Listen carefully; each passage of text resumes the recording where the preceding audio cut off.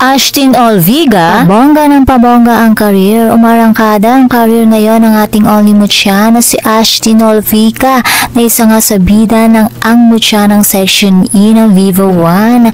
Talaga namang madami ang kinikilig sa kanila ni Andres Mulak na kung saan ay kilalang kanilang tambalan na Ash Dress or J-Fur.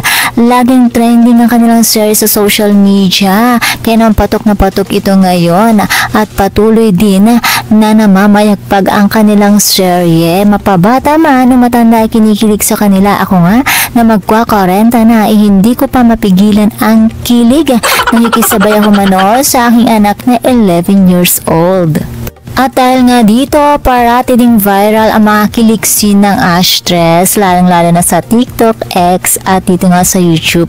Bukod din sa pag-arte, umarangkata din sa music industry si Ashtin na talaga namang inaabangan ng mga fans. Pinangiti at hinarana tayo ng ating one and only mutya sa kanyang official music video ng kanyang own version na Sa Bawat Sandali.